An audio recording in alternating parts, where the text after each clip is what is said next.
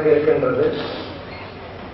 இதன் தலைப்பு பதட்டமும் பரபரப்பும் பெரிய காரணம் வீட்டு சூழலே என்று திரு ராஜா அவர்களும் திரு பாரதி பாஸ்கர் அவர்களும், வீடு சூழலே என்று திரு டாக்டர் அரங்கராமலிங்கம் அவர்களும் பர்வீன் சுல்தான் அவர்களும் பேச இருக்கின்றார்கள்.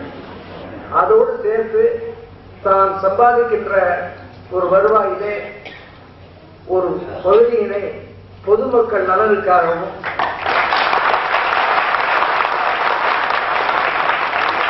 சமூக மேம்பாட்டுக்காகவும் இந்த நாளிலே செலவழிக்கிறார் என்றால் அது ஆச்சரியப்படத்தக்க ஒரு விஷயம்.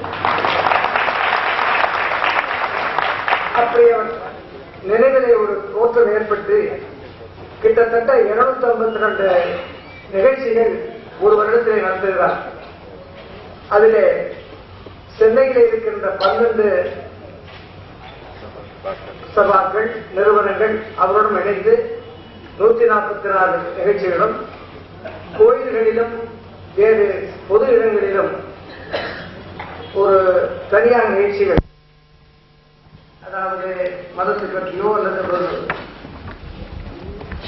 ஏகாதசி இந்த மாதிரி காரியங்களிலே பெருமாள் கோயிலும் சிவன் கோயிலுமாக பல நிகழ்ச்சிகளை நடந்து கொண்டிருக்கிறார். அதிலே வந்த நிகழ்ச்சிகளிலே இன்று இந்த பட்டிமன்றம் பாரதிய வித்யாபவனும் கிருஷ்ணா ஸ்வீட்ஸும் நடத்துகின்றது. பாரதிய வித்யாபவனின் சென்னை கேந்திராக தலைவர் என்ற முறையிலே இன்று இந்த நடுவராக இருக்கின்ற திரு சாலமன் பாப்பியா அவர்களை மேடைக்கு வர அழைக்கின்றேன்.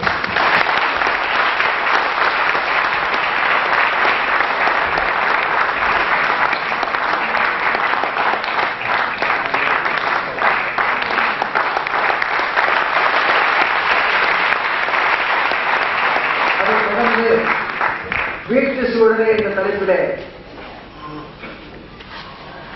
பேச இருக்கின்ற திரு ராஜா அவர்களையும் திரு பாரதி பாஸ்கர் அவர்களையும் வேலைக்கு அழைக்கின்றனர்.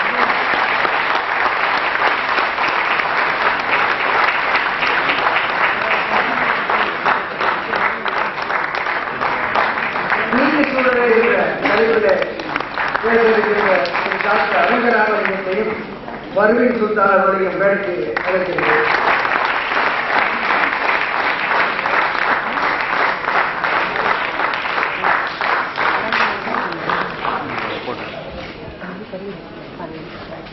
நான் பாரதிய வித்யாபவனுடைய தலைவனாக பொறுப்பேற்ற 3 வருட காலத்திலே முதலாக ஒரு பட்டிமன்றம் நடக்கிறது இந்த ஏரியாவிலே. இதுதான்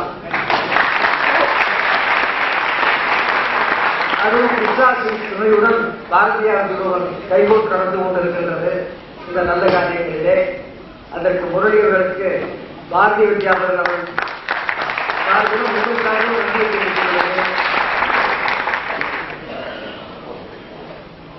நான் திரு சாலமன் பாப்பியா அவர்களையும் அவருடன் இருந்தவர்களை எல்லாம் தொலைக்காட்சியை பார்த்திருக்கிறேன் தவிர நான் இதுதான் நேரே பார்த்திருக்கிறேன். அநேகமாக இங்கு இருக்கின்ற பல பேர் அவரை தொலைக்காட்சியை பார்த்திருக்கிறீர்கள். நான் அது கூட வேலை சம்பந்தம் காரணமாக அப்பொழுது எட்டி பார்த்து போய்விடுவேன். இப்பொழுதுதான் உட்கார்ந்து பார்க்க போகிறேன். நான் இங்கு வந்ததற்கு முக்கியமான காரணம் என்னுடைய வீட்டு சூழல். ஏனென்றால் துணைவியார் எனக்கு முன்னாலே இங்கு வந்துவிட்டார்கள். அதனாலே இந்த ஒரு பதட்டமும் பரபரப்பும் ஏற்படட்டும், நடக்கட்டும், தொடங்கட்டும் என்று சொல்லி விடைபெறுகிறேன். நன்றி, வணக்கம்.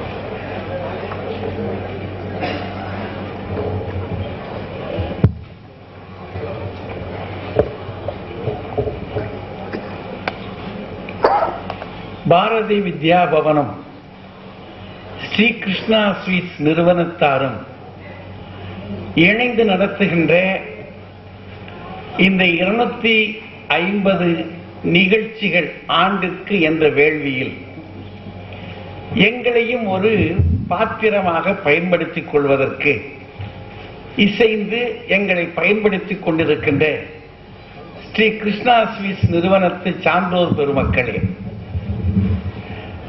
வந்திருக்கின்றவர்களை வரவேற்றிருக்கின்ற இந்த பாரதி வித்யா பவனுடைய பெருமைக்குரிய தலைவர் அவர்களே, நிகழ்ச்சியை கேட்பதற்கென்று வருகை தந்திருக்கின்ற ஆண்டோர்களே, சான்றோர்களே, தாய்மார்களே, மேடையில் வீற்றிருக்கின்ற பட்டிமன்ற அறிஞர் பெருமக்களே, உங்கள் அத்தனை பேருக்கும் என்னுடைய பணிவான வணக்கத்தை முதற்கண் கூறிக்கொள்கிறேன். மேடை என்பது ஒரு வேள்வி. இதே ஏதோ வந்தோம் பேசினோம் என்று இல்லாமல் என்ன செய்தி இந்த மக்களுக்கு கொடுப்பது, எல்லாம் இனிக்க சாப்பிடுறோம். ஸ்ரீ கிருஷ்ணா ஸ்வீட்ஸ் அப்படின்னு சொல்லியாச்சுன்னா அது எங்காவது போய் வீடுகளுக்கு போகணும்னா இப்ப அதை வாங்கிட்டு போனா ஒரு மரியாதை. ஏன்னா இருக்கிற ஸ்வீட்ஸ்ல அவங்களுக்கு ஒரு பேரு, ஒரு ஹை கிளாஸ் ஸ்வீட் வாங்கி வந்திருக்காரு, சரி அப்போ நல்ல இடம் தான் போன நம்மள பார்க்கும்போது ஒரு மரியாதை இருக்கு. நிறைய இடங்கள்ல இருக்கு ஸ்வீட்ஸ், ஆனா ஸ்ரீ கிருஷ்ணா ஸ்வீட்ஸ் அப்படின்னு உடனே வாங்குறவங்க சரி பரவாயில்ல, கொஞ்சம் கையில காசும் வச்சிருக்காரு போல இருக்கு, ஒரு மரியாதை தானே, மரியாதை இருக்கு. அப்ப அவங்க பணத்தை சம்பாதிப்பது என்பது மட்டுமில்லாமல் இந்த பணத்தினாலே ஏதாவது ஒரு சரமான தொண்டு செய்ய வேண்டும் என்று நினைப்போடு கூட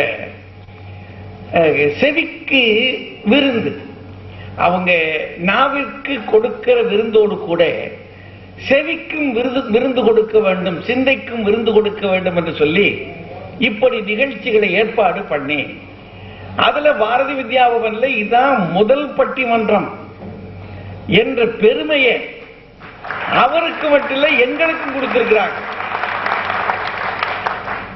இந்த பகுதியில கற்ற அறிஞர்கள் கூடியிருக்கிற இடம் இது, நல்ல கல்வியாளர்கள் கூடியிருக்கிற இடம், ஒரு தேர்ந்த இடம்.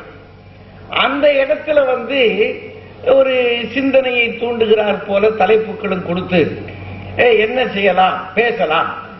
நல்ல நவராத்திரி நாட்கள் இப்பதான் முடிஞ்சிருக்கு, அதோடு கூட இதை ஒரு மேடையில் சிறப்பான ஒரு பட்டிமன்றத்தை நடத்தணும். இது ஆண்டுக்கு 12 மாதம் 12 தடவை நடத்தணும்னு சொல்லியிருக்கிறாங்க. விதவிதமான தலைப்புகள்ல வெவ்வேறு இடங்கள்ல அப்படி செய்யணும். ஏதாவது இந்த சப்தம் போய்கொண்டே இருக்க வேண்டும், நாதம் போய்கொண்டே இருக்க வேண்டும், செவிப்புலனில் ஒலிகள் ஒலித்துக் கொண்டே இருக்க வேண்டும், ஒரு சிந்தை கலக்கம் இல்லாமல் தெளிவு பெற வேண்டும் என்ற ஒரு ஆர்வத்தோடு கூட எல்லாரையும் அழைச்சி பேசுங்க, அது பேசுங்க. என்னத்தை பேச, நிறைய இலக்கியங்கள் பேசுறோம், சமய நூல்கள் பேசுறோம், எல்லாம் பேசுறோம். பேசணும், இலக்கியம் பேசணும், சமயம் பேசணும், தத்துவம் பேசணும், எல்லாம் பேசணும். அதே நேரத்தில் நம்முடைய சுற்றுப்புற சூழல் அப்படி ஒரு பார்வை பார்க்கணும். அது பார்க்கறதுக்கு என்ன செய்யலாம் அப்படின்னா, இப்போ புதிதா இந்த டென்ஷன் அப்படின்னு ஒரு சொல்லு ஆங்கிலத்துல இருந்து நம்ம ஊருக்கு வந்துருச்சு, நம்ம வீட்டுக்கு வந்துருச்சு. வீட்லயே பையன் சொல்றான், அப்பாவை பார்க்கும்போது டென்ஷன் பார்த்து என்ன சொல்றாரு, அப்பாவை பார்க்கும்போது அவன் பேர் வைக்கிறான், டென்ஷன் பார்ட்டி என்ன சொல்றாரு. ஓ, இந்த சொல்லு ரொம்ப சாதாரணமான குழந்தைகளுக்கு கூட பழகி போச்சு. இப்படி ஒண்ணு இருக்கு. நம்ம ஊர்ல அதுக்கு பதற்றம், பரபரப்பு அப்படின்னு நம்ம ஒரு அந்த டென்ஷனுக்கு ஒரு சொல்ல உண்டாக்கி வச்சிருக்கிறோம். என்ன அது, சில வாகனங்கள் நீங்க நம்ம நிறுத்தினோம்னா சில வாகனம் ஸ்டார்ட் பண்ண உடனே அப்படியே நின்று ஊன்கிட்டு இருக்கும், ஒரு அதிர்வு இருக்காது. சில வாகனங்கள் ஸ்டார்ட் பண்ணி விட்டுட்டோம்னா மொத்தமே ஆடும், மொத்தமா ஆடும். நீங்க பார்க்கலாம் இன்ஜினை, அது ஏன் அப்படி மொத்தமா ஆடுது? அதுக்கு ஒரு பரபரப்பு. அந்த பரபரப்புல என்ன செய்யுதுன்னா, அது ஆடுகிற வேகம் இருக்கு பாருங்க, கட கட கட கட கட கட கட கட கடன்னு ஓடல இன்னும். அதாவது அது இன்ஜின் ஓடுது, வாகனம் ஓடல இன்னும். ஆனா எங்க ஓடிடுமோன்னு நமக்கு ஒரு பயம் வந்துருது. அது மாதிரி மனிதர்களுக்குள்ளே ஒரு பரபரப்பு வந்துருச்சு. அந்த பரபரப்பு வீட்டு நெருக்கடியினால வந்திருக்குதா, இல்ல வீதியில இருக்கக்கூடிய சூழலால வந்திருக்குதா, எதனால வந்தது? ஏன்னா ஏதாவது ஒரு காரணம் வேணும் இல்ல. சில சமயங்களில் தும்புறோம், தும்புன உடனே பக்கத்துல இருக்க என்ன என்ன இருந்தாரு இல்ல 2 நாள் இது மழையில நனைஞ்சு போட்டு பார்த்துருச்சு அப்படின்னா ஒரு தும்மலுக்கு காரணம் என்ன கண்டுபிடிச்சிட்டோம். உடனே கண்டுபிடிக்க முடியுது. சில நேரங்களில் வந்தா கண்ணெல்லாம் செவந்து போயிருக்கு. என்னையா அப்படின்னா மெட்ராஸு, நான் ஒரு பேர் சென்னைக்குன்னு ஒரு பேர் வந்து கிடைச்சிரு பார்த்தீங்களா, மெட்ராஸ் ஹாய் அப்படின்னு. மெட்ராஸு நான் அப்போ தள்ளி நில்லுங்க, கண்ணாடி போட வேண்டாமா? நான் போடணும்பா, போடுவோம். கண்ணாடி கிடைக்கல, தள்ளி நெல்லு, தள்ளி வச்சாச்சு. இப்போ ஏதாவது ஒரு நோய்க்கு ஒரு காரணம் கண்டுபிடிச்சிடறோம். இப்ப இந்த பதற்றத்துக்கு இந்த பரபரப்புக்கு எது காரணம்? எது காரணத்தினாலே இது வந்திருக்குன்றத கண்டுபிடிக்கணும் இல்லையா? கண்டுபிடிக்கிறதுக்கு 2 காரணம் சொல்றாங்க. இந்த பரபரப்பு வருதுன்னா, ஆனா இது இந்த பரபரப்பு என்ன செய்யுது? ஆளை கொண்டு போய் எங்கேயோ தள்ளிடுது. டாக்டர்கிட்ட போனோம்னா அவர் சொல்றாரு, என்ன சார் என்ன ஏன் இப்படி இருக்கீங்க? எப்படி டாக்டர் இருக்கேன்? நான் இப்படி இருக்கேன், எப்படிதான் இருக்கேன் டாக்டர். அவரு டாக்டர் ஏன் எப்படி இருக்கீங்கன்னு தான் கேட்டார். இவர் ஒரு 10 தடவை கேட்கிறார், டாக்டர் நான் எப்படி இருக்கேன். அதுக்குள்ள அந்த அம்மா சொல்லுது, இப்படித்தான் டாக்டர். டாக்டர் எங்களை சித்திரவதை பண்றாரு டாக்டர். அவர் முந்தமா சொன்னோன்னே இவர் என்ன சொன்னாரு, டாக்டர் நம்மளை சித்திரவதை பண்றாரு, டாக்டர் பேசாம இருக்காரு, நீ சும்மா இருக்கு, நான் டாக்டர் எப்படி இருக்காரு எடுக்க, நீ அவர் சித்திரவதை பண்றாருன்னு சொல்லிட்டு இருக்கேன். டாக்டர் எப்படி தான் டாக்டர் நான் இருக்கேன். அப்புறம் டாக்டர் கொஞ்சம் நேரத்துக்கு இப்படி பார்த்துட்டு, நீங்க நல்லா இருக்கீங்க, உங்களுக்கு ஒண்ணும் இல்லைன்னா அத டாக்டர் அத அவளுக்கு சொல்லுங்க, டாக்டர் இதை இவளுக்கு சொல்லுங்க, சொல்லுங்க டாக்டர், சொல்லுங்க. இப்படி ஒரு செய்தியை சொல்றதுக்குள்ள பதட்டம் இருக்கு பாருங்க. இது எப்படி வந்துச்சு, ஏன் வந்துச்சு? நம்ம ஊருக்குள்ள வரப்படாதே. பல ஆட்கள் என்ன கேட்டா, இங்க வர என்ன எங்கடா போற, என்ன எங்கடா போற? அதுக்கு நம்ம ஆளுங்க என்ன சொல்லுங்க, தாமசம் அப்படின்னு ஒண்ணு சொல்லியிருக்கிறாங்க இல்லைங்களா? ஒரு தாமசம், அவன் இயல்பே அப்படித்தான். பேர் என்னடா? ஒரு பேர் என்னடா? பேரை கேட்கிறியா? சரி பேர் சொல்ற, உன் பேரு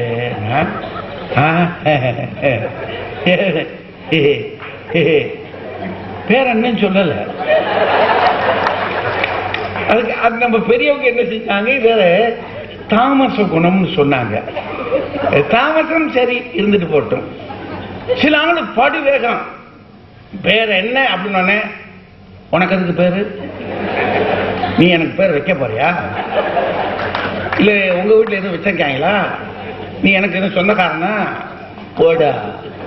ஓடா. அவன் ராட்சசன், அவன் படி வேகம். அவன் சில ஆளு பேர் என்னன்னா, உங்க பேர் என்னவோ அதான் என் பேர், பேர்ல என்ன இருக்கு, அவரை சத்துவம்னு சொல்லிட்டோம். குணங்கள் தான் நம்ம வச்சிருக்கோம் இல்லைங்களா? இப்படி இருந்துட்டா பரவாயில்லை. இது ராட்சசத்திலையும் படு வேகம், தாமசத்திலையும் படு வேகம் அடிக்கிறா. என்னடான்னு கேட்டா ஆள் உட்கார்ந்துருக்கான்.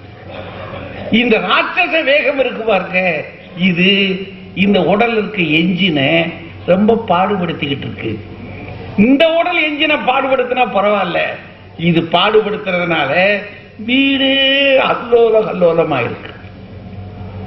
இதுக்கு எது காரணம்?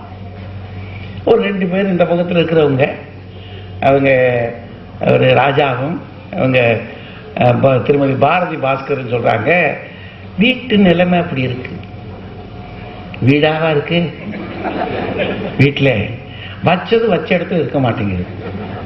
ஆமா, அவர் வீட்டுக்காரர் இருந்தாருன்னா வீட்டுக்காரெல்லாம் எதை எங்கன்னு வச்சிருக்காருன்னு தெரியாது, அவருக்கும் தெரியாது. இவங்க சாவியே என்னங்க சாவி ஆன்றாரே தவிர எங்கன்னு வச்சோம்ன்றது ஞாபகத்துக்கு வரல அவருக்கு. இப்படி இங்க தட்டுறாரு, இப்படி தட்டிட்டு அப்படின்றாரு.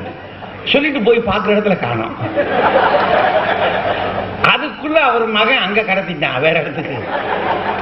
அப்புறம் வீட்டுக்குள்ள என்ன நடக்குன்றீங்க? வீட்டு சூழல் இருக்கே, அதனாலதான் இந்த பரபரப்பு பதட்டம். ஏன் சாவியை கண்டுபிடிக்கணும், வீட்டை பூட்டணும், பூட்டது மட்டும் இல்ல அதை தொங்கணும்.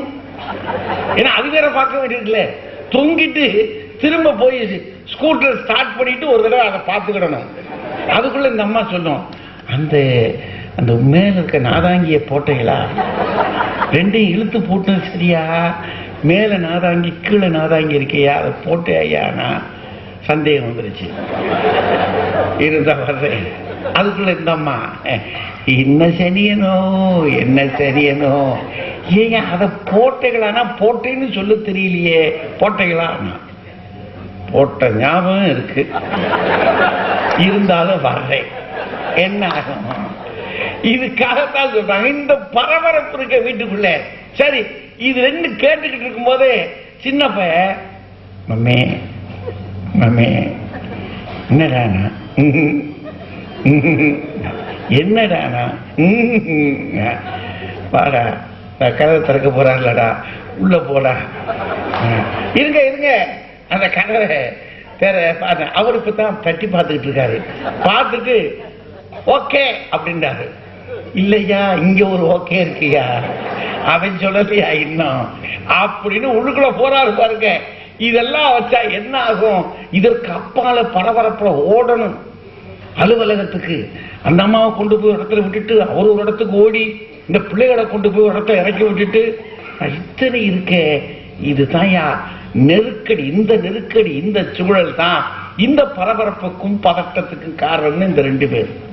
இங்கிட்ட ரெண்டு பேரு, டாக்டர் அரங்கராமலிங்கம், டாக்டர் பர்வீன் சுல்தான், இவங்க ரெண்டு பேரும் இல்லைங்க வீதி சரியில்லை. கிளம்பி முக்குத்தானே வந்திருக்கான், 3 மைல் நீளத்துக்கு ஊர்வலம் போய்கிட்டு இருக்கான். எப்படி போக? கிளம்பி வந்துட்டாங்க, முக்குக்கு வந்திருக்கு. அவரு போலீஸ்காரர் நின்றாரு, நெல்லு ஆபீஸ் பேசாம இருக்க, ஆபீஸ எவனும் கொள்ள கொண்டு போக மாட்டான். இல்லைங்க ஆபீஸ கொண்டு போக மாட்டாங்க, என் பிழப்புல கொள்ள போட்டுருவான் போயிருக்கேன். அவர் போலீஸ்காரர் சொல்றாரு, என் பிழப்புல மண்ணலி போடுறாருயா, மேல சொல்லிட்டு போயிருக்காரு இந்த இடத்த விட்டு நகரக்காதுன்னு. இங்க ஊர்வலம் போய்கிட்டு இருக்கு, நீண்ட ஊர்வலம், நீங்க தான் பாக்குறீங்களே, போக முடியாதுங்க. ஓரமா போறேன், ஓரமா நடந்து வேணா போங்க, வண்டியை உருட்டிக்கிட்டுலாம் போக முடியாது. என்ன செய்ய? அங்கேயே நிக்குது. இந்த அம்மா அவரை பார்த்து சொன்னா கேட்கிறீங்களா, ஒரு 10 நிமிஷம் முந்தி புறப்பட்டு இருக்கலாம்ல, ஏன் அநியாயனா? அவர் முந்தி புறப்பட மாட்டேன்னா சொன்னேன், இங்கதான் ஊர்வலம் போய்கிட்டு இருக்கேன், இது 1/4 மணி நேரத்துக்கு முந்தைய போய்கிட்டு இருக்கான், நம்ம 10 நிமிஷத்துக்கு முந்தைய வந்திருந்தாலும் முடியாது. சரி, இப்ப என்னையா செய்ய? உங்க ஆபீஸ்ல இனி எந்த நேரம் போனாலும் உள்ள விட்டுருவாங்க. எங்க ஆபீஸ் இருக்கே எழுதி கொடுத்துட்டு போகணுமா? ஏற்கனவே நான் 2 தடவை எழுதி கொடுத்துருக்கேன். அவ்வளவுதான், என் கதை முடிய போகுதியா, என் கதை முடியுது. அவர் உள்ளுக்குள்ள இப்படி முடிஞ்சாலும் நான் ஒரு நிம்மதியா இருப்பேன். நீ வேலைக்கு போயிட்டு வந்து என்னை கொல்ற உள்ளுக்கு வீட்டிலேயே இருந்து கொண்டாலும் நான் கேட்டுக்கிறேன், வெளியே சொல்ல முடியாது. இப்படி வீதியிலேயே தகராறியா? இந்த வீதி தகராறுனாலதான் பரபரப்பு இருக்கு, பதட்டம் இருக்கு. இந்த 2 பேர் எது அதிகமாக இருக்கு, எது நம்மை அதிகமாக பாதிக்கிறது? அவ்வளவுதானே, எது அதிகமாக நம்மை பாதிக்கிறது அதை கண்டுபிடிச்சுட்டா கொஞ்சம் விஷயத்தை தெரிஞ்சுக்கிடலாம். வேற பெரிய போய் மருந்துகிறதெல்லாம் அதை போட போறது இல்லை, நம்ம அதை தீர்க்க போறதும் இல்லை. இந்த 2 பரபரப்பை போய் தீர்த்திர போறோமா? அது கிடையாது.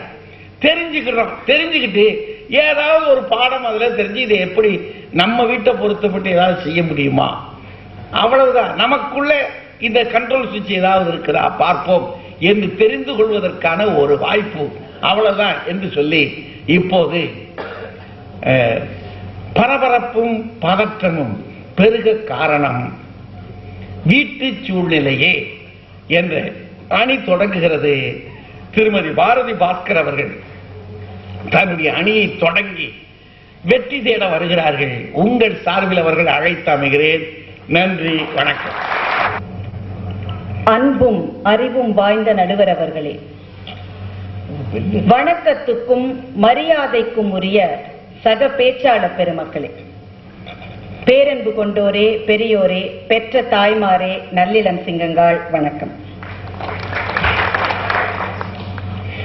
நம்முடைய பரபரப்புக்கெல்லாம் அடிப்படை வீட்டுச் சூழல் என்பதை பற்றி சொல்வதற்கு முன்னால ஒரு 2 வாரம் முன்னாடி ஏதோ ஒரு வார பத்திரிகை ஆனந்த விகடனும் குமுதமும் அதிலே வந்த ஒரே ஒரு படக்கதையை உங்ககிட்ட சொல்லிட்டு நான் ஆரம்பிக்க போறேன்.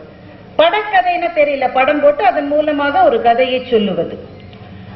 முதல் படம், வகுப்பில் ஆசிரியர் சொல்லுகிறார், ராமு என்ன ஆச்சரியம், எல்லா ஹோம்ஒர்க்கையும் இன்னைக்கு முடிச்சிட்டு வந்துட்டு எல்லாரும் ராமுவை பார்த்து கை தட்டுங்க அப்படின்னு ஆசிரியர் சொல்றார். முதல் படம் முடிஞ்சது, கட் பண்றாங்க. 2வது படம், ஒரு அம்மா ஆபீஸ்க்குள்ள நுழைஞ்சிட்டு இருக்காங்க.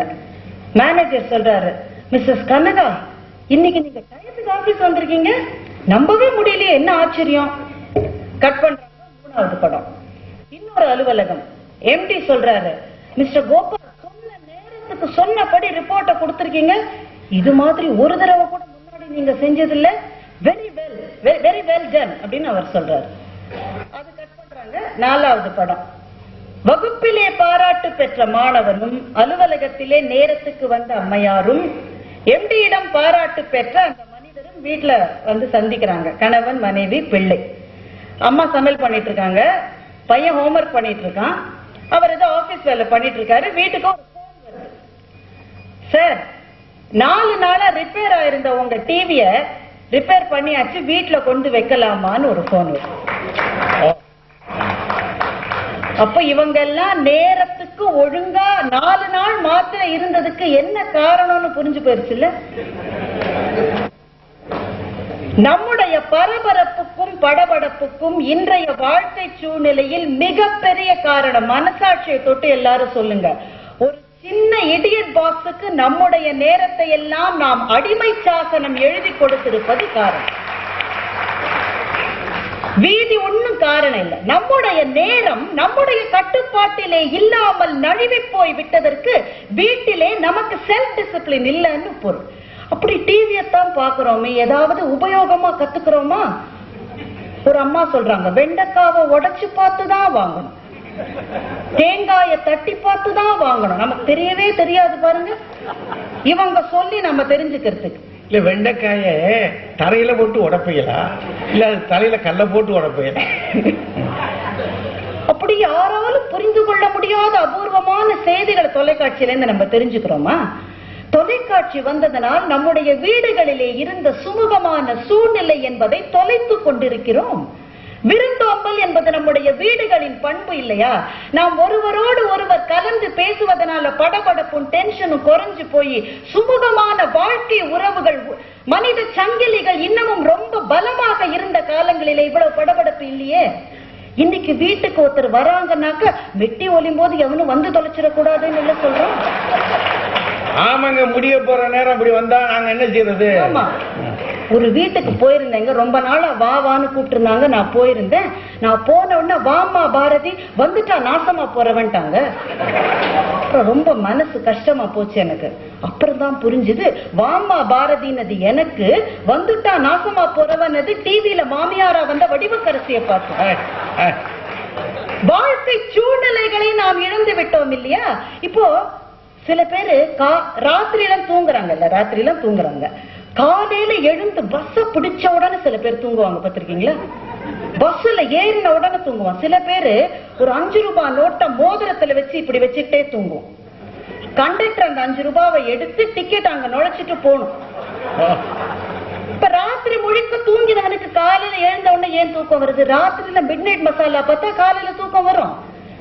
நம்முடைய சொந்த வாழ்க்கையினுடைய நேரத்தை இந்த நேரத்தில் இதை செய்ய வேண்டும். ஒரு நல்ல வீடு என்றால் கட்டுப்பாடு இருக்க வேண்டும். இந்த நேரத்தில் இதை செய்ய வேண்டும், இந்த நேரத்தில் சாப்பிட வேண்டும், இந்த நேரத்தில் பிள்ளைகள் படிக்க வேண்டும். இந்த அமைப்புகளை, இந்த கட்டுமானங்களை தொலைக்காட்சி என்கின்ற நம்முடைய நேரத்தை விழுங்குகின்ற ஒரு கருவிக்கு நாம் தாரை வார்த்து கொடுத்த காரணத்தாலே படபடப்பும் பரபரப்பும் அதிகமா இருக்கும். முதல் காரணம். கொஞ்சம் யோசிச்சு பாருங்க. இரண்டாவது காரணம், நம்முடைய இல்லங்களிலே படபடப்பு, பரபரப்பு, டென்ஷன் இதெல்லாம் பெரிய அளவிலே வருவதற்கு இன்னொரு காரணம் என்ன? பிள்ளைகள் மீது நாம் மிக அதிக அளவிலே எதிர்பார்ப்புகளை வளர்த்து கொண்டே போகின்றோம். இது இரண்டாவது காரணம். இதுக்கு வீடு எந்த விதத்திலையும் சம்பந்தம் கிடையாது. வீடுகளிலே இருக்கின்ற காரணம், பக்கத்து வீட்டுல இங்க ஒரு நாள் பயங்கரமா சத்தம் கேட்டது. அந்த அம்மா சொல்றாங்க, ஐயோ என்னோட ஆசையில மண்ணவாரி போட்டுட்டியேடா, நீ ஐஐடியில படிச்சு முடிச்சு அமெரிக்காவுக்கு போய் டாலரா சம்பாதிச்சு கொட்ட போறேன்னு நினைச்சேன், இப்படி மார்க் வாங்கிட்டு வந்திருக்கேன். நான் கூட நினைச்சேன் ஐஐடி என்ட்ரன்ஸ்ல பையன் மார்க் குறைச்சலா வாங்கிட்டான். கடைசியில பார்த்தா எல்கேஜில கிளாஸ் டெஸ்ட்ல மார்க் கம்மியா வாங்கிட்டான். அடி போட்டு அந்த பையனை பிச்சு உதைச்சு துவைச்சு அம்மியில அரைக்கிற மாதிரி செஞ்சுட்டாங்க. இப்போ நம்முடைய வாழ்க்கை மதிப்பீடுகளை எப்படி முடிவு செய்கிறோம்? நம்முடைய வீடுகளுக்குள் நீங்க கொஞ்சம் யோசிச்சு பாருங்க. எனக்கு ஞாபகம் இருக்குங்க, என்னுடைய பாட்டி எங்க வீட்டுல எங்க கூட தான் இருந்தாங்க. வீட்டு வாசலில் யாராவது பிச்சை கேட்டு வந்தால் அவர்களுக்கு காசு போடணும்னா நாங்க சின்ன பிள்ளைங்க எங்க கையில எங்க பாட்டி கொடுத்து அனுப்புவாங்க. காசு பணம் எங்க கையில கொடுத்து அனுப்புவாங்க. அரிசி போடணும்னா அவங்க தான் எடுத்துட்டு வந்து போடுவாங்க. நாங்க பாட்டி, நீ அரிசியை மட்டும் நீ போடுற, அதையும் எங்கள்கிட்ட கொடுக்க வேண்டியதானே. பாட்டி சொல்லுவாங்க, உன் கை சின்னதுரா கண்ணா, நீ கொடுத்தா அரிசி கம்மியாடு, என்னோட கை பாரு இவ்வளவு பெருசா இருக்கு, இந்த கையில நான் அரிசியை கொண்டு போய் கொடுக்கணும். இதை போல இன்றைய பிள்ளைகளுக்கு இன்றைய பெற்றோர்கள் சொல்லி தருகிற வழக்கம் உண்டா? அரிசியை கொடுத்து விடவா, நல்லா இருக்கா? மற்றவர்களுக்கு உதவி அவர்கள் மகிழ்வதை பார்த்து நீ மகிழ்வதால் நிம்மதி உன் நெஞ்சில் நிறைக்கும் என்று எப்படி நாம் பிள்ளைகளுக்கு சொல்லி தந்து கொண்டு இருக்கிறோம்? சொல்லி தருதில்ல. பிள்ளை அதனால கன்ஃபியூஸ் ஆகும். அப்பா சொல்றாரு, திருடக்கூடாதுரா, டே ராஸ்கல், திருடவே கூடாது அப்படின்னு அப்பா சொல்றாரு. இவன் கேட்கிறான், அப்பா பேப்பர் பேனாலாம் வேணும், எனக்கு பைசா கொடுத்து வாங்கி கொடுங்க. எவனாவது காசு கொடுத்து வாங்குவானடா, அறிவு கேட்டவன், ஆபீஸ்ல இருந்து வரிசை கொண்டு வரேன். அப்போ திருடாதே என்று சொன்ன இந்த முகம் நிஜ முகமா, ஆபீஸ்ல இருந்து நானே கொண்டு வரேன்னு சொன்ன அந்த முகம் நிஜ முகமா? பிள்ளை கன்ஃபியூஸ் ஆறா இல்ல? அம்மா சொல்றா, புத்தகத்தை படிச்சுட்டு சொல்றா, எல்லாரிடமும் அன்பு செலுத்துன்னு அம்மா சொல்றா. அந்த அம்மாவோட மாமியார், அதாவது இவருடைய இந்த பையனுடைய பாட்டிட்டேந்து போன் வருது, 10 நாள் தங்கலான்னு இருக்கேன், நாங்கள்லாம் ஊருக்கு போறோம்னு சொல்லிட்டு நீயே போன்ல. அன்பு செய் என்று சொன்ன அந்த முகம் நிஜ முகமா இல்ல இந்த முகம் நிஜ முகமா? பிள்ளைக்கு தெரியல. நம்முடைய வீடுகளில் இன்றைக்கு பரபரப்பு இருப்பதற்கு வாழ்க்கை நெருக்கடிகள் மாத்திரம் காரணம் அல்ல.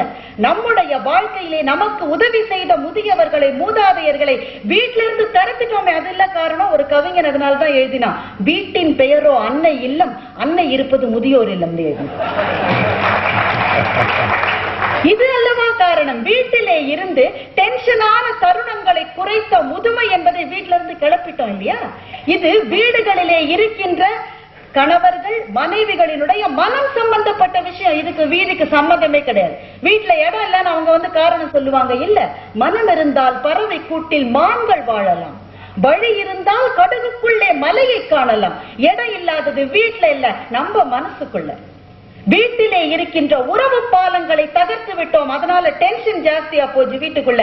வீட்டுக்குள்ளே இருக்கிற நபர்களுக்கு நடுவில தகராறு வந்தா முதுமை வீட்டுல இருந்தா 2 பேரையும் அமைதிப்படுத்தும். அது அந்த காலம். இன்னைக்கு இவங்களாலேயே டென்ஷன் வருதுன்னு கொண்டு போய் முதியோர் இல்லங்களிலே விட்டு விடுவதாலே விவாகரத்துகள் பெருகி போய்விட்டன. இன்றைக்கு வழிகாட்டுகின்ற முதுமைக்கு நம்முடைய வீடுகளில் இடம் இல்லாத காரணத்தாலே பரபரப்பு வாழ்க்கை சூழ்நிலையில் கூடி போனது. வீட்டுல பெரியவங்க ஒருத்தங்க இருக்காங்கன்னு தெம்பு இருந்தா வேலைக்கு போற பெண் எவ்வளவோ நிம்மதியோட வேலைக்கு போக முடியும். இவர் சொன்ன மாதிரி அவளே பூட்டிட்டு போகணும்னா அப்பதான் டென்ஷன் வரும். இதற்கு வீடு எந்த விதத்திலே காரணமாயிருக்கிறது? மூணாவதா ஒரே ஒரு செய்தி சொல்றேன், முக்கியமான செய்தி. காலம் மாறி போயிருக்கிறது. புரட்டி போட்ட காலம் சில மாற்றங்களை வலுக்கட்டாயமாக கொண்டு வந்திருக்கிறது. அப்படிப்பட்ட ஒரு மாற்றம் என்னன்னா, பெண்களும் வேலைக்கு போவது. கிட்டத்தட்ட நகரங்கள்ல இது நிச்சயமாக எல்லா வீடுகளிலும் வந்து விட்டது. முன்னாடி எல்லாம் பெண் வீட்டுக்கு போனா 10 to 5 ஜாப், இது கிடையாது. கால் சென்டர் வேலைக்கு போனா நைட் ஷிப்டா இருந்தாலும் பெண்கள் செய்துதான் தீர வேண்டும். ஆணுக்கு சலுகை கொடுத்து பெண்ணை சீக்கிரம் வீட்டுக்கு அனுப்புகின்ற கலாச்சாரங்கள் இன்றைக்கு கிடையாது. இப்படி வாழ்க்கை முறை மாறிவிட்டது. இந்த மாறிய வாழ்க்கை முறையை வீதி, அதாவது சமுதாயம் ஏற்றுக்கொண்டு விட்டது. முன்னாடி எல்லாம் 40-50 வருஷத்துக்கு முன்னாடி ஒரு பெண் மேலதிகாரியா வந்தா ஒரு பொம்பளை கிட்ட போய் கை கட்டி சேவை செய்தான் ரெசிக்னேஷன் கொடுத்த கதைகள் உண்டு. இன்னைக்கு யாரும் அப்படி செய்ய மாட்டாங்க. மேலதிகாரியாக வீட்டிலே இருக்க வேண்டியதான். ஆமா, வீட்டிலே இருக்க வேண்டியதுதான். மேலதிகாரியாக பெண் இருந்தால் உழைப்பதில் எந்த கௌரவ குறைச்சலும் இல்லை என்று சமுதாயம் ஏற்றுக்கொண்டிருக்கிறது இந்த மாறுதலை. ஆனால் வீடு இந்த மாறுதலை இன்னமும் ஏற்றுக்கொள்ளவில்லை. அதுதான் காரணம் வீட்டுல டென்ஷன் வரத்துக்கு. அவ அங்க பெரிய மேலதிகாரியா இருந்தால் வீட்டிலே இருக்கிற இல்ல கடமைகளை கணவனும் சரி பாதியாக பகிர்ந்து கொண்டால் டென்ஷன் பாதி குறையும். ஆனால் நம்முடைய ஆண்கள் அதற்கு பயிற்றுவிக்கப்படாதவர்கள். நம்ம நடுவர் மாதிரி 1-2 பேர் வித்தியாசமானவர்கள். அது வேற விஷயம். எங்க வீட்டம்மா இங்க இல்லையே. எனவே மாறி வருகின்ற காலத்தினுடைய நிர்பந்தங்களை சமுதாயம் ஏற்றுக்கொண்டிருக்கிறது, வீடு ஏற்றுக்கொள்ளவில்லை. ஒரே ஒரு விஷயம் சொல்றேங்க, ஏன் டென்ஷன் வருது வீட்டுல? இவ வேலைக்கு கிளம்புறா, சரியான நேரத்துல ஒழுங்காதான் இவ கிளம்பியிருக்கா. இறுதியான ஒரே ஒரு கருத்து, சரியான நேரத்துல தான் இவ கிளம்பியிருக்கா. கிளம்புற நேரத்துல பாக்குறா அந்த ஆள் சாப்பிட்டுட்டு போன பிளேட் அப்படியே டேபிள் மேல வச்சுட்டு போயிருக்காரு. அதை அப்படியே விட்டு போய் சாயங்காலம் அவ வர மட்டும் அங்க அந்த அது காய்ந்து கொண்டிருப்பதற்கு அவ மனசு இடம் கொடுக்காது. திரும்ப புடவையை தூக்கி செருகிட்டு வந்து அதை சுத்தப்படுத்திட்டு போவா. 3 நிமிஷம் லேட் ஆகும், பஸ் போயிடும், டென்ஷன் ஆரம்பிக்கும். வீட்டு கடமைகளை கணவர்கள் பகிர்ந்து கொள்ளாததனால் வருகின்ற பிரச்சனை. உங்க பட்டிமன்றத்துல சொல்ற ஒரே ஒரு ஜோக்கு, கொஞ்சம் மிகைப்படுத்தப்பட்ட ஜோக்கு தான், ஆனாலும் நம்ம இந்த பிரச்சனையோட சம்பந்தப்படுத்தி பார்க்கலாம்.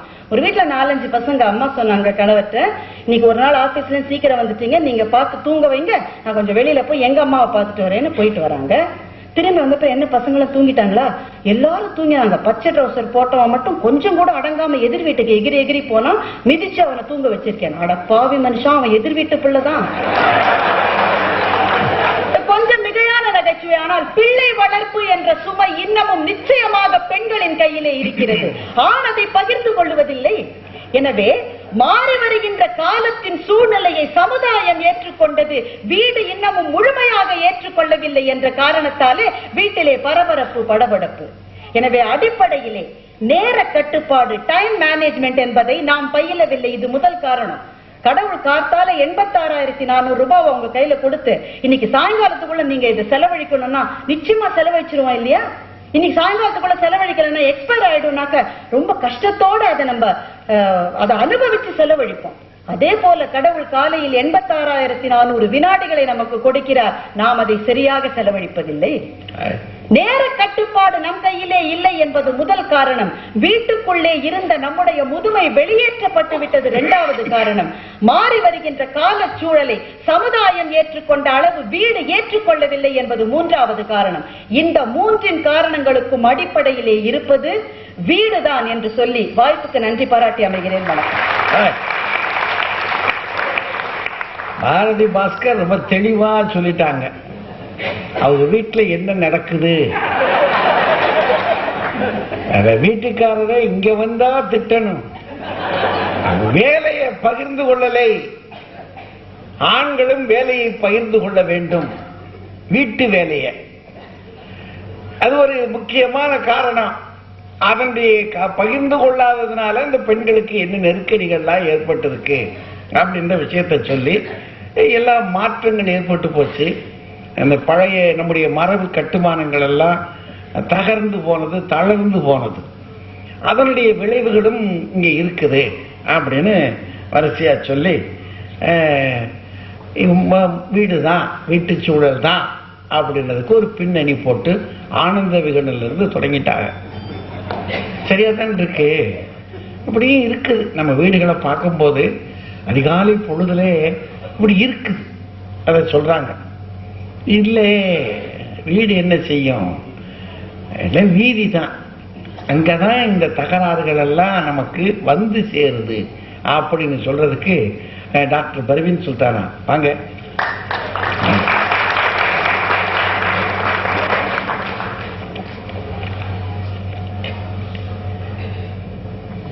தமிழில் பேசும் பேச்சாளர்களுக்கெல்லாம் முகவரியாக இருக்கும் நடுவர் பெருந்தகை அவர்களே, பாங்கறிந்து பட்டிமண்டபம் ஏறி இருக்கக்கூடிய பேச்சாளர் பெருமக்களே, இந்த அருமையான விழாவினை ஏற்பாடு செய்திருக்கக்கூடிய விழா குழுவினரே வணக்கம். பரபரப்பும் பதற்றமும் பெருகுவதற்கு அதிக காரணம் எது என்பது கேள்வி. சாதாரணமா பாரதி பாஸ்கர் பேசினா எனக்கு ரொம்ப பிடிக்கும். ஏன்னா எவ்வளவு பொய்யா பேசினாலும் நல்லா பேசுவாங்க. அந்த அழகு பேச்சில் நான் மயங்கியது உண்மை. ஆனால் மயக்கம் தெளிந்து சில உண்மைகளை உங்களோடு பகிர்ந்து கொள்ளவே இங்கு வந்திருக்கிறேன். வீடு பதற்றத்தை தருகிறது என்று பல காரணங்களை வரிசையாக அவர் அடுக்கினார். குறையில்லாத வீடுகள் இல்லை, குற்றங்குறைகள் வாசலுக்கு வாசல் உண்டு. ஆனால் ஒவ்வொரு பெற்றோருடைய நோக்கமும் அந்த குறைகளை நிவர்த்தி செய்து தன்னுடைய வீட்டை சரியாக நிர்வகிக்க வேண்டுமே என்கின்ற அக்கறையோடே கழிகிறது. வீடு பதட்டப்படுகிறது, வீடு பரபரப்பாக இருக்கிறது. எப்போதாவது தவறுகள் நடக்கக்கூடிய அந்த சூழ்நிலையில் எப்போதாவது வீடுகள் பதற்றம் அடைகின்றன, உண்மை. ஆனால் வீதி எப்போதும் பதட்டமாகவே இருக்கிறது, பரபரப்பாகவே இருக்கிறது. வீட்டிலே பதற்றம் வர வேண்டும் என்றால் காரணம் உண்டு. நம்ம அம்மா படபடப்பா இருக்கிறாங்க, பதற்றமா இருக்கிறாங்கன்னா நம்ம போய் கேட்போம், அம்மா என்ன பதட்டமா இருக்கிற, பரபரப்பா இருக்கிற, என்ன விஷயம்னு கேட்போம். ஆனா தெரு பரபரப்பாக இருந்தால் கேள்விகள் தான் வருமே தவிர்த்து பதில் வராது. பதில் வரவில்லை என்றாலும் கேள்வி கேட்கின்றவர்களுக்கு அக்கறை இருக்காது. இது வீதி சூழல். வீட்டுல வேலை செய்யறதுனால ஒரு 3 நிமிஷம் லேட்டா போயிடுதான், அதனால பஸ் மிஸ் பண்றாங்களா? இல்லம்மா, ஆபீஸ்ல கூட தான் நம்ம வேலை பார்க்கிறோம், பரபரப்பா அடையிறோம். ஐயா, பரபரப்பு எங்க அடையிறோம் நான் சொல்றேன். ஒரு 3 நிமிஷம் லேட்டா போகல, நான் காலையில சரியாத்தான் போனேன், ஆனாலும் பஸ் பிடிக்க முடியல. ஏன்? பஸ் ஸ்டாப்ல பஸ் நின்னாதானே அதுல ஏறதுக்கு. அவன் பாட்டுக்கு 2 பர்லாம் தாண்டில நிறுத்துறான், ஓடி போய் ஏறதுக்குள்ள விசில் கொடுத்துறான்ல. அப்பொழுதே பதபதப்பும் பதட்டமும் நெஞ்சிலே தொற்றுக் கொள்கிறதே. சரிப்பா, பஸ் கிடைச்சிருச்சு, உள்ள ஏறிட்டேன். உள்ள ஏறின மாதிரி இறங்க முடியுதா என்னால? அது எப்படி முடியும்? நம்ம பிறந்த மாதிரியா அங்க போய் சேர்றோம். அதான் இந்த விபத்துகள், இந்த பதட்டம், என்னை யாரும் தொடாமல் இருக்க வேண்டுமே என்கின்ற பதட்டம் ஒவ்வொரு பெண்ணிற்கும் வருகிறது. பஸ்ல ஏற பெண்ணுக்கு இல்லையா சொல்லுங்க? ஒரு பொண்ணு கிட்ட நான் கேட்டேங்க, என்னுடைய வகுப்புல ஒரு கவிதை எழுதுமான்னு. சொன்னா பாருங்க, பல்லவனில் இடிபாடு. பல்லவன் நம்ம பஸ் பேரு முதல்ல இருந்தது, இப்ப எடுத்துட்டாங்க. பல்லவனில் இடிபாடு, பக்கத்தில் தடிமாடு. பெண் பாடு, பெரும் பாடு, பண்பாடு, படும் பாடு என்று எழுதினார். இன்றைய வீதி சூழல் அப்படி இருக்கிறதா இல்லையா? வீட்டில் அத்தகைய பதட்டம் பரபரப்பு ஒரு பெண்ணை தொற்றுமா? வீட்டில் இருக்கக்கூடியவர்கள் உறவினர்கள் பாதுகாப்பு இருக்குதுப்பா. வீட்டுல வீதியில பாதுகாப்பு இல்லையே. பாதுகாப்பு இல்லை, நான் பாதுகாப்போடு இருக்க வேண்டும் என்ற பொழுது எனக்கு பதற்றமும் பரபரப்பும் தொற்றிக் கொள்கிறது. இந்த பதட்டத்துக்கு அளவே இல்லைங்க. வண்டி ஓட்டிட்டு போறோம், சிக்னல் போடுறான். சென்னையில எல்லாருக்கும் பழக்கப்பட்ட சிக்னல். இப்ப போதாத காலத்துக்கு டைம் வேற போட்டு 86 செகண்ட் போடுறாங்க, நிக்கணும். கிரீன் சிக்னலுக்கு 16 செகண்ட். அந்த வண்டிய ஸ்டார்ட் பண்ணி எடுத்துட்டு போறதுக்குள்ள முன்னால ஒரு 10 வண்டி நிக்குது. 11வது ஆள் நாமன்னா சரியா 16 செகண்ட் முடிஞ்சதுக்கு அப்புறமா தான் முன்னால போய் கரெக்டா நிப்போம். 86 செகண்ட் மறுபடியும் விழும். அப்பொழுது நெஞ்சிற்குள் ஒரு பதபதப்பும் பதற்றமும் வருமே. ஐயோ, அட்டெண்டன்ஸ் எடுத்துருவாங்களே. ஒரு மாசத்துக்கு 2 லீவு, ஒரே ஒரு பர்மிஷன். 2 லீவும் போயிருச்சு, லேட்லயே பர்மிஷனும் போயிருச்சு. இப்ப லேட்டா போனா ஹாஃப் டே சிஎல். இந்த பிரச்சனை வீட்டுல இல்லீங்க? இல்ல இல்ல, இந்த பிரச்சனை வீட்டுல இல்ல. கொஞ்சம் லேட் ஆச்சுன்னா மெட்டி ஒலி பார்த்துட்டு தான் சப்பாத்தி போடுவேன், சோறு போடுவேன். ஒன்னும் சொல்ல போறது இல்ல வீட்டுல. ஏதாவது சொல்ல முடியுமாமா? என்னமா இது? முடியாது. பதட்டம் அடைஞ்சா ரொட்டி கிடையாது, சோறு கிடையாது. அவங்கள பதட்டம் இல்லாம பாத்துக்கிட்டீங்கன்னா சோறு இருக்கு. அப்படிப்பட்ட சூழல் வீட்டில் உண்டு. ஆனால் வீதி பதட்டம், வேலை போயிரும் என்கின்ற பரபரப்பு எப்படி இருக்கிறது? பாதுகாப்பு இன்மை இருக்கிறதா இல்லையா? இன்னொரு விஷயம் கேட்கிறேன். அலுவலகத்துல கொஞ்சம் தவறு செய்து விட்டாலும் முதல்ல மெமோ வரும், அதுக்கப்புறமா சஸ்பெண்ட் பண்ற ஆர்டர் வரும், அப்புறமா டிஸ்மிஸ் பண்ணிடுவாங்க அந்த ஆர்டர் வரும். இந்த பயம் இருக்கு நமக்கு. ஆனா வீட்டுல மனைவியோ கணவனோ ஒரு தப்பு பண்ணிட்டாங்க, சும்மா ஒரு பேச்சுவார்த்தையோட முடியும். ஆமாங்க, ஃபர்ஸ்ட் தப்பு. எப்படி சொல்றீங்க? கஞ்சி கிடைக்காதுங்க, அது 2வது தடவை 3வது தடவை அப்படி ஏறிட்டு போகும். அதைத்தானுங்க சொல்றோம்.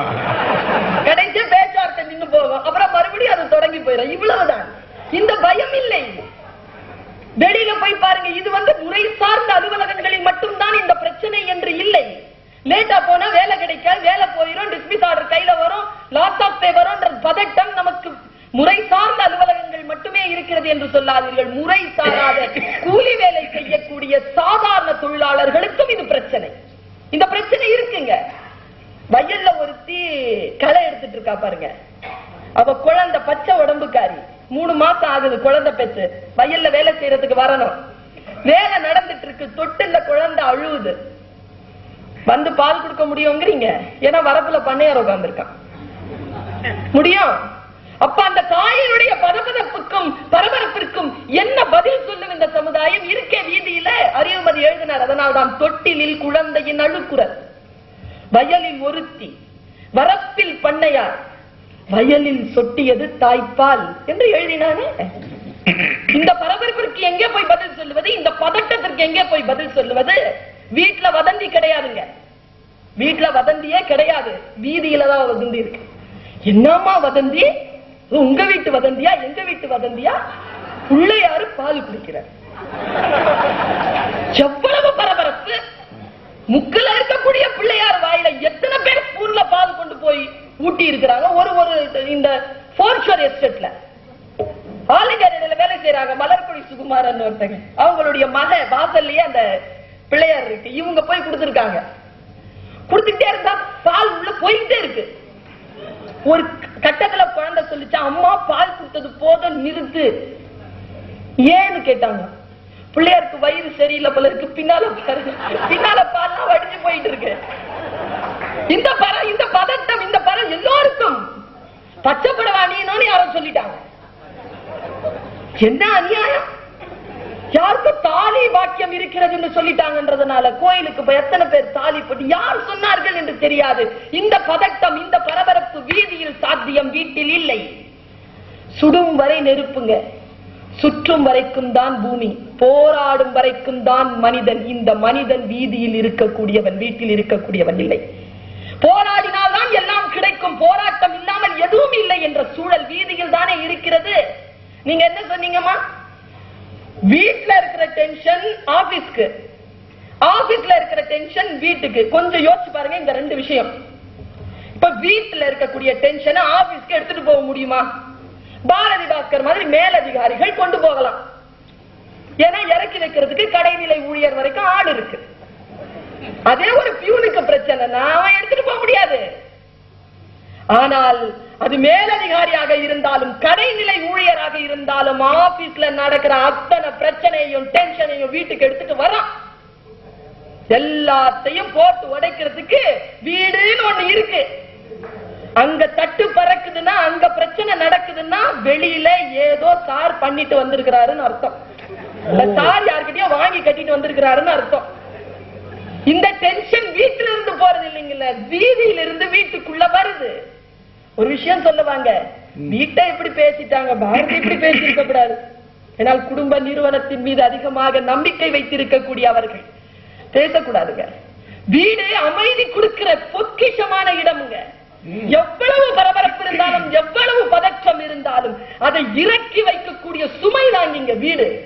எவ்வளவு பரபரப்பு இருந்தாலும் வீட்டில் இறக்கி வைக்கலாம். வீதிதான் அழுகையை தரும், வீதி விம்மலை தரும். அந்த விம்மலையும் அழுகையையும் அடக்கக்கூடிய உறவுகள் இருக்கக்கூடிய கோவில் வீடு. அதனால் தான் ஒருவன் சொன்னான், கால சுமை தாங்கி போலே மார்பில் எனை தாங்கி வீழும் கண்ணீர் துடைத்தால் என் விம்மல் அடங்குமடி என்று சொன்னானே. அத்தகைய மனைவியும் கணவனும் வசிக்கும் இடம் வீடு. வீடு என்பது அமைதிக்கான இடம். ஐயா வண்டி ஸ்டார்ட் பண்றத பத்தி சொன்னார். நான் 2 வீலர் ஓட்டிட்டு போறவங்க. 2 வீலர் ஓட்டிட்டு போகும்போது இப்ப வண்டி எடுக்கிறது இப்ப வரைக்கும் பிரச்சனை இல்லை. 7ஆம் தேதிக்கு மேல 2 வீலர் என்னால இந்த சிட்டிக்குள்ள ஓட்டவே முடியாது. தீபாவளி நேரம். ஆமா, எங்க எதை வச்சிருக்கிறான், எது பத்த வச்சிருக்கான், எது வெடிக்கும்னு தெரியாது. வண்டி எடுத்துட்டு போய் கிட்ட நின்னு பயப்படுற எத்தனை ஓட்டிகள் இங்க இருக்கிறார்கள். கை தூக்க சொன்னால் தூக்குவீர்கள். அவ்வளவு பயம், பதட்டமா இருக்கு. ரோட்ல போக முடியல. அமாவாசை அன்னைக்கு பூசணிக்காயை சுத்தி ரோட்ல போட்டு வச்சிருப்பாங்க. பூசணிக்காய அங்க பாத்துட்டா இங்க ஆரம்பிக்கும் உதறல்.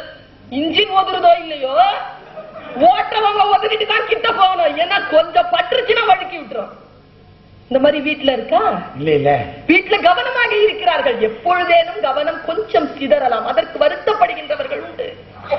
வீதியில பூசணிக்காய் போய் உடைக்கிறவங்க, ஐயோ என் வாசலுக்கு முன்னால ஒருத்தன் வண்டியில விழுந்துட்டான்ப்பா, இனிமேல் பூசணிக்காய் உடைக்க கூடாதுன்னு எவனுமே நினைக்கிறேன். விழுந்தவன் தாம் பையனா இருந்தா கொஞ்சம் அடுத்த வீட்டுல போய் உடைப்பானே தவிர்த்து மற்றபடி உடைக்க மாட்டான். இந்த பொது அன்பு என்பது வீதியில் இருக்கின்றவர்களுக்கு இல்லை. இதுதான் உண்மை. வாசல் தடுக்கினா பதட்டமா இருக்க போல இருக்கு, உட்காரு கொஞ்சம் தண்ணி குடிச்சிட்டு போப்பான்னு சொல்றதுக்கு வீட்டுல ஆள் இருக்கும். ஆனா தடுக்கி விடுறதுக்கே ஆள் இருப்பான் வாசல்ல. தாண்டி போனா அதுதான் வீதி. வீதி இருக்கிறத எடுத்துக்கலாம். அதாவது வீதி என்பது அல்டிமேட், அடிப்படையிலேயே பதற்றமான ஒரு இடம். வீடு என்பது அடிப்படையிலேயே அமைதியான இடம். ஓய்வு எடுக்கவும், மனதை அமைதிப்படுத்திக் கொள்ளவும், வாழ்க்கையை செழுமையாக்கிக் கொள்ளவும் நமக்கு கிடைத்த கிளைகள், நமக்கு கிடைத்த காய்கனிகள் தான் வீட்டில் இருக்கக்கூடிய உறவுகள். வெளியில் தான் முள் இருக்கிறது. அந்த முள் தான் பதற்றத்தை கொடுக்கிறது, அதுதான் பரபரப்பை கொடுக்கிறது. வீட்டில் இருக்கக்கூடிய பதட்டத்திற்கு காரணம் ஒன்று சொல்கிறேன் நடுவர் அவர்களே, அதற்கு வீட்டின் குடும்பத்தின் நலன் அடிப்படையாக இருக்கும். ஒரு வீட்டில் பதட்டம் வருகிறது என்றால், ஐயோ என் குடும்பம் இப்படி போய்விடக் கூடாதே என்கின்ற பயம்தான் அந்த பதற்றத்திற்கு காரணமாக இருக்குமே தவிர வீதி கெட்டுவிடக் கூடாது என்பதற்காக வீதி பதட்டம் அடைவது இல்லை. ஒண்ணு இல்ல, இந்த பிரிட்ஜ்ல ஏறி ஒருத்தன் இப்படி பார்த்துட்டு இல்ல இப்படி எட்டி பாக்குறான்னு வச்சுக்கோங்க. 8:05 ஒரு நீங்களே போங்களேன், இப்படி பார்த்துட்டு வந்துருங்க. மறுபடியும் போங்க, இப்படி பாருங்க, வந்துருங்க. 10 நிமிஷம் கழிச்சு கும்பல் நிக்காங்க. அப்புறமா யாரோ விழுந்துட்ட மாதிரியும் கதப்போம். கதை கட்டி வெளியில வந்து என்னென்னமோ ஆகும். இதற்கான சாத்தியக்கூறுகள் அல்டிமேட்டா பதட்டத்தையும் பரபரப்பையும் ஏற்படுத்தக்கூடிய சாத்தியக்கூறுகள், பெருகக்கூடிய சாத்தியக்கூறுகள் வீட்டை விடவும் வீதி சூழலில் தான் இருக்கிறது என்று சொல்லிக்கொண்டு வாய்ப்பளித்தமைக்கு நன்றி பாராட்ட மறுக்கிறேன். வணக்கம்.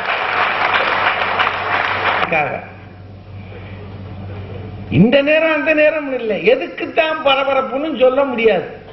அதுக்கு கடிஜா முடிக்கும் போது சொன்னாங்க பார்த்தீங்களா, எட்டி பார்க்கறது. அவ்வளவுதான். 2 தடவை 3 தடவை எட்டி பார்த்துட்டு நம்ம போயிட்டோம்னா வெட்டி போய் ஊர் அங்க கூட்டிடும். எதுக்கு? எட்டி பார்க்கறதுக்கு.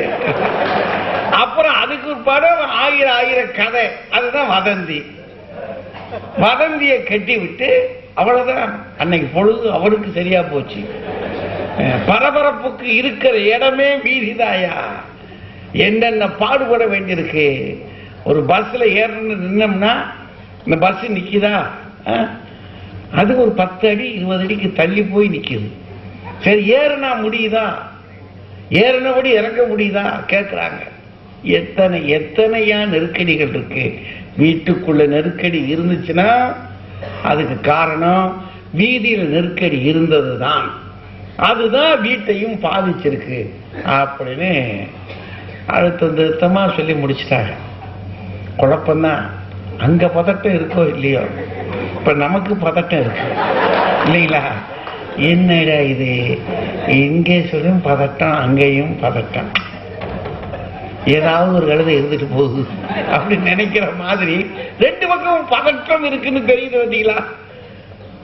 ராஜா வாங்க, என்னதான் பதட்டம் பார்ப்போம்.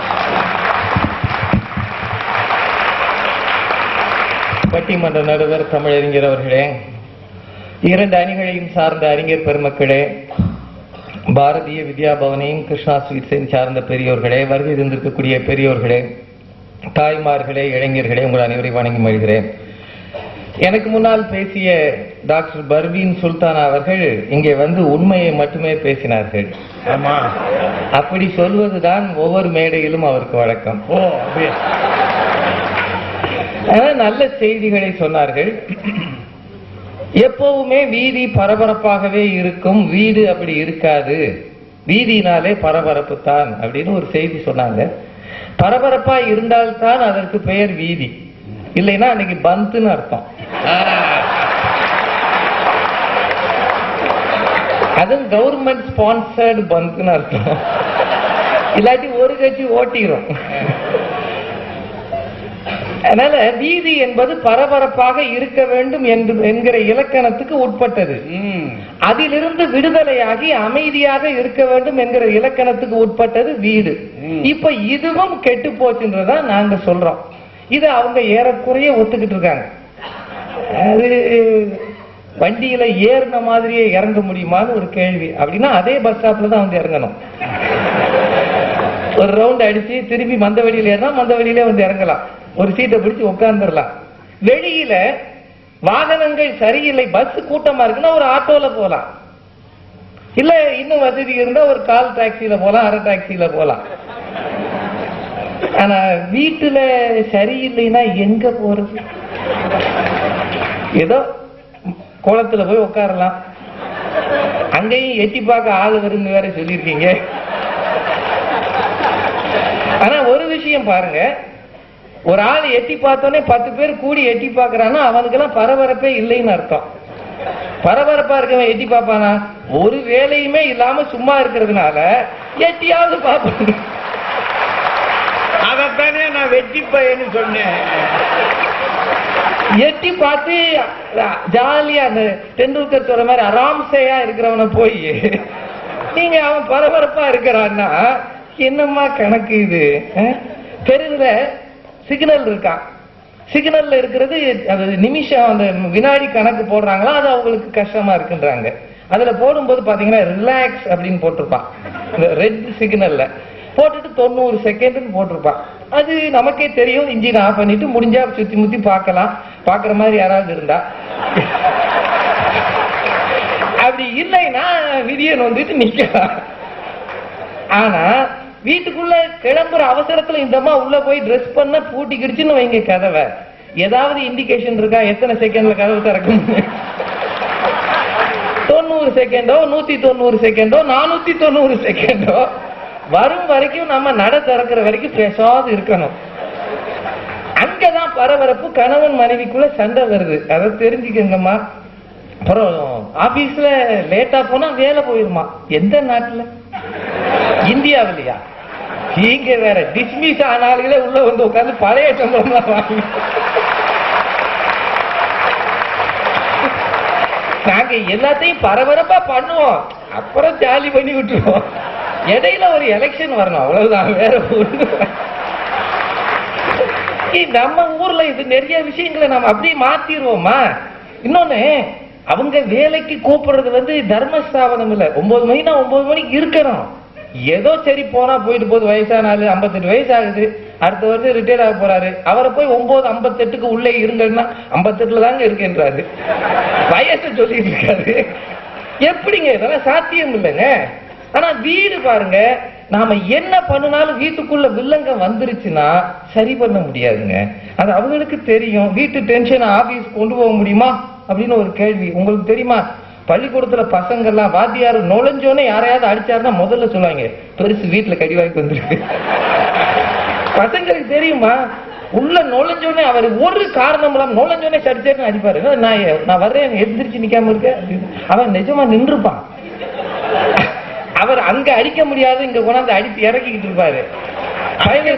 பார்க்க முடியாது, அங்க பார்க்க முடியாது. பயனுக்கு பேசாம இருக்கு, அது கடி வாங்கிட்டு வந்திருக்கு, அப்புறம் பேசிக்குவாங்க. சின்ன பசங்களுக்கே தெரிஞ்ச விஷயம். அதனால நிறைய சொல்லியிருக்காங்க, வீட்டுல வெளியில திருஷ்டி பூசணிக்காய் சுத்துறாங்க, வீட்டுல இருக்கா அப்படின்னா வீட்டுக்கு தான் திருஷ்டிக்கு நம்ம இருக்கமே, அப்புறம் என்னதுக்கு பூசணிக்காய்? அதனால அதெல்லாம் கிடையாதுங்க. சில விஷயங்கள், இல்லம் என்பது அகம் வீடு அப்படி நிறைய வச்சிருக்கிறாங்க. அகம் என்பது இனிமையாக, அது எப்பவுமே அமைதியாக நிம்மதியை தரக்கூடியதாக இருக்கணும்.